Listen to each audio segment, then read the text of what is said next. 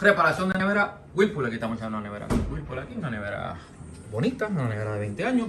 Y para los seguidores en YouTube y Facebook, aquí pusimos dos bimetálicos en paralelo. Pusimos dos bimetálicos, la nevera estaba llena de escarcha. Aquí está para los seguidores en YouTube y Facebook. Aquí están los números de expertos, son números que tienen que llamar para cualquier servicio. Aquí hicimos la modificación para la nevera, desactivamos el timer. Y aquí desactivamos. Pues desactivamos el board, el bimetálico le explotó. Para servicio especializado tiene que llamar al 787-379-579 o 297-1487. Reparación de nevera Whirlpool. Kit de digital a manual. Recuerda el número 1, empieza el servicio. Para servicio 379-579 o 297-1487.